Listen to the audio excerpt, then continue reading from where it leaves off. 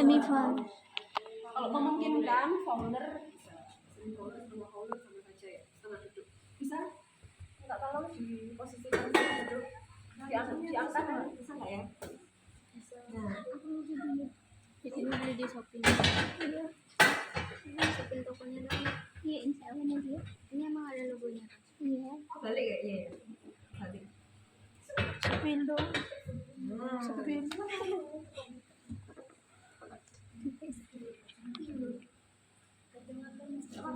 Nggak masalah. Kacamatanya agak di belakang lagi ya.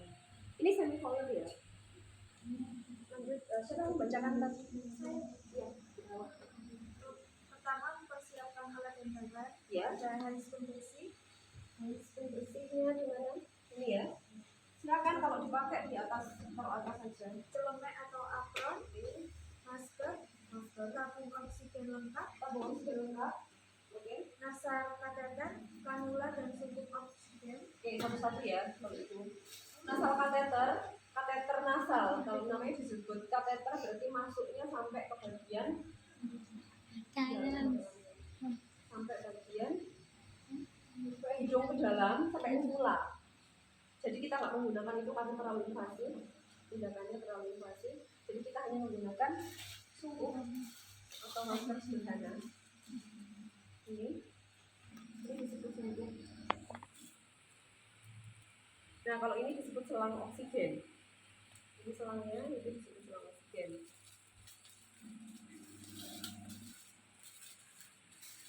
Nah, kalau yang ini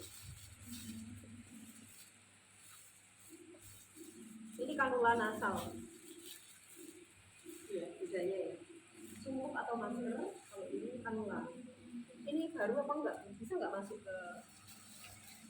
ke mulut, apa namanya, ke hidung teman-temannya ini? Kayaknya kok nggak baru. Lanjut. Lalu ada Humidifier itu ini. Ini harus diisi dengan air steril.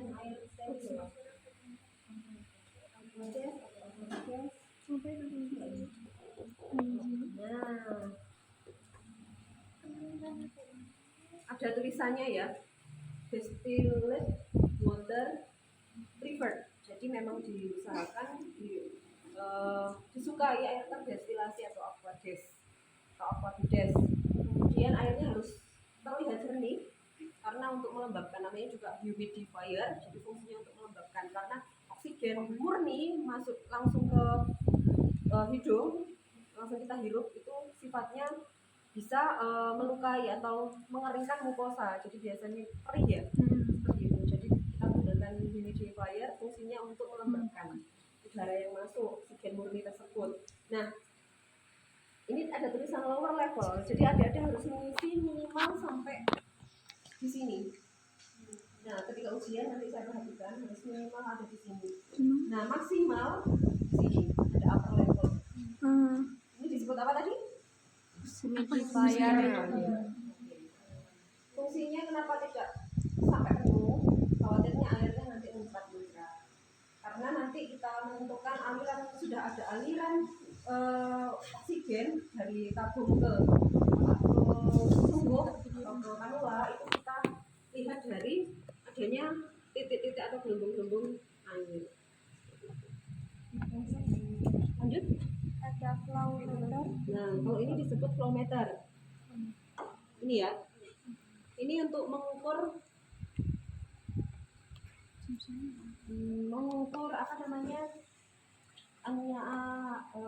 aliran dari oksigennya. Biasanya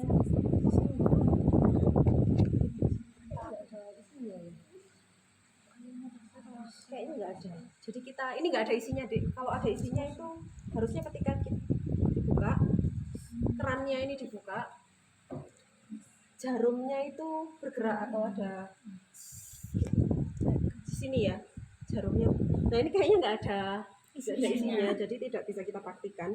Nah, fungsinya ini kita adjust, kita atur untuk melihat alirannya seberapa, dosisnya berapa. Kalau alirannya, coba dilanjutkan tadi, bisa kanula, bisa masker. Kalau masker itu bisa agak lebih tinggi, 4 sampai 6 6 liter per menit. Kalau untuk kanula hanya 1 sampai 6 liter per menit. Jadi aliran oksigennya itu rendah untuk menggunakan kalau menggunakan kanula dan sungkup seperti itu. Lanjut, ini semuanya disebut regulator oksigen. Ini semua ya disebut regulator oksigen, seperti regulatornya LPG itu kan kayak gini ya bentuknya ya. Ini disebut regulator oksigen. Ada flow meter, ini ada skalanya juga, jarum berskala, dan ini humidifier. Dilanjutkan. Ada aqueous atau air steril, Oke, vaselin atau jelly, vaselin atau jelly ada pasti di NGT. kasa, Kasa, bisa minta tolong kasa atau tisu, udah nggak apa-apa tisu saja. Iya itu kasa. Oh tuh ya. lalu mempersiapkan pasien yang meliputi memberikan salam pada pasien, Oke, seperti biasanya salam, perkenalan diri, melakukan observasi tanda dan gejala hipoksia, hipoksia. menjelaskan Oke, sebentar, hipoksia ya, tanda dan gejala hipoksia. Jadi salah satu indikasi kita melakukan pemasangan oksigen adalah adanya tanda-tanda hipoksia. Hipoksia. Nah, ada hipoksia, ada hipoksemia. Kemarin saya sudah membahas itu ya. Kalau ada kata-kata hipoksemia berarti ada kandungan oksigen yang rendah pada emia. Kalau ada emia berarti kayak anemia. Berarti ada darah. Kalau anemia itu kan berarti kadar hemoglobin atau red blood cell-nya rendah pada darah. Kalau hipoksemia itu berarti oksigennya rendah pada darah. Nah, kalau hipoksia berarti sudah pada jaringan. Kita lihatnya dengan salah satunya dengan ini, ujung-ujung jari sianosis.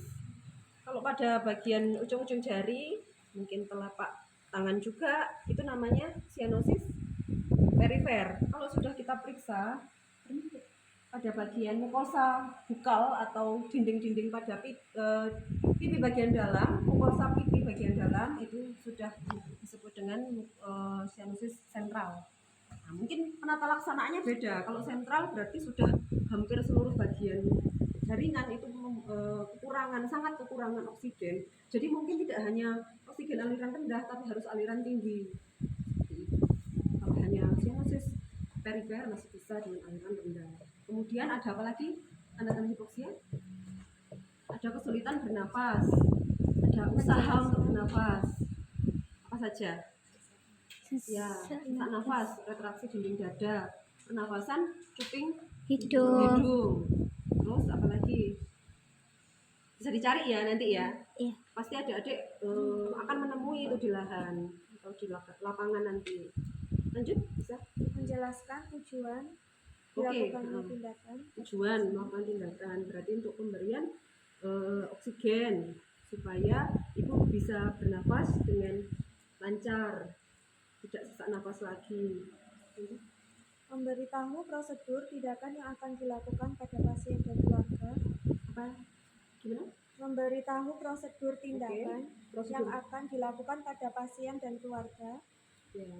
meminta persetujuan dari pasien atau keluarga, menjelaskan tentang kegiatan yang harus dihindari dan bahaya yang dapat terjadi selama pemberian oksigen, mengatur posisi semi Fowler atau Fowler atau Fowler jika memungkinkan, mengecek kembali program terapi oksigen, nasal kanul, masker sederhana, menutup tirai, Atau bisa menjaga privasi dari pasien.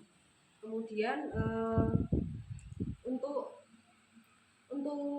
indikasinya pemasangan oksigen lagi selain itu adalah akan dilakukan operasi, misalkan pasien pre-op bisa tidak hanya pasien yang sesak nafas atau hipoksia, mungkin prosedur SOP atau standar operating prosedur yang dilakukan sebelum operasi juga salah satu pemasangan oksigen. Pasien yang hipertensi seperti itu. Ya, bisa dilanjutkan. mempersiapkan dan menyusun alat secara ergonomis untuk memudahkan dalam bekerja dan mendekatkan alat di dekat pasien. Mencuci tangan dengan sabun pada air mengalir menggunakan handscoon bersih,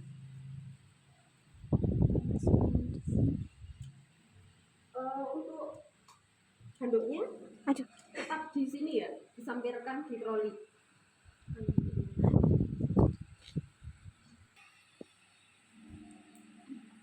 dengan membuka kerannya untuk memastikan tabung oksigen tidak kosong bila jarum bergerak. Nah, ini harusnya diputar. Kalau misalkan ada isinya, jarumnya itu bergerak. Kayak ini kosong. Nah, jadi seperti ini kosong. Lanjut. Memeriksa humidifier. Ya, humidifiernya lanjut harus apabila kosong harus diisi minimal Dengan batas yang ya batas minimalnya atau maksimalnya. menghubungkan nasal kanula atau masker pada selang oksigen, lalu menyambungkannya pada tabung oksigen.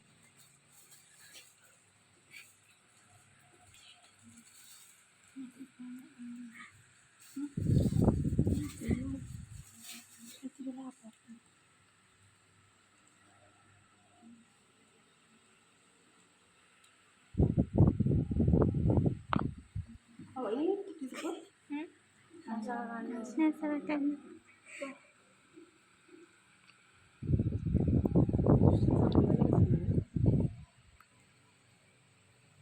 selanjutnya Memutar flowmeter.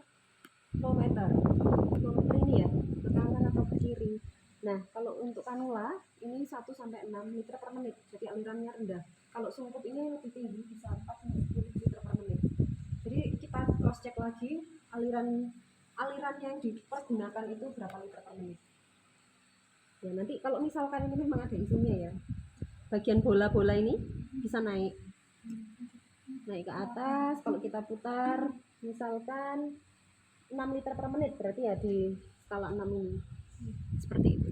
Lanjut. Lalu mengecek apakah udara dapat keluar melalui ujung kanula atau masker dengan cara untuk nasal kanul mendekatkan ujung kanula ke pipi atau punggung tangan kanan. Nah, berarti ke sini ya. Kalau misalkan memang sudah ada aliran, kita rasakan ada hembusan angin ke sini atau di punggung tangan kanan. Untuk masker, merasakan hembusan pada lubang masker.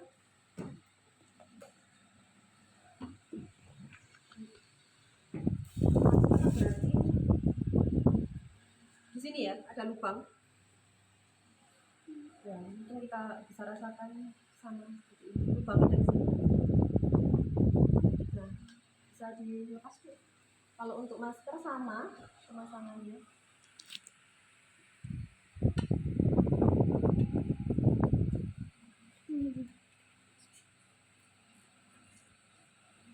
Sini ya. Di bagian humidifier, makanya semuanya dihubungkan untuk melembabkan. Lanjut. Memeriksa adanya kebocoran.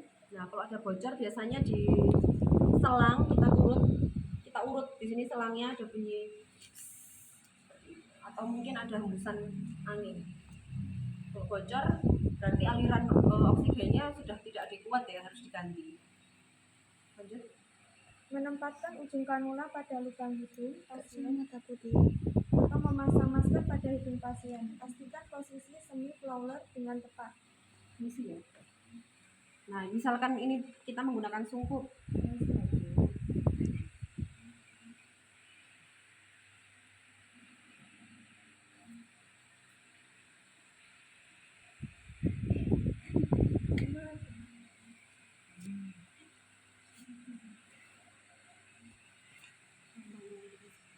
Ini kebesaran.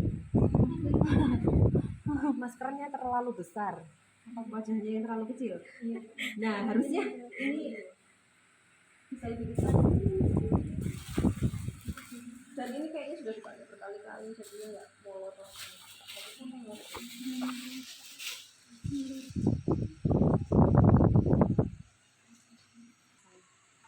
Kacanya lepas aja. Iya.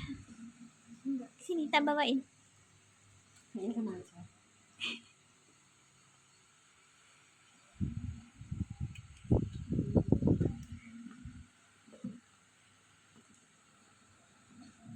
pemasangan sungkup yang benar itu mencakup dari hidung, mulut, dan dagu. Pas. Kalau misalkan untuk menjadi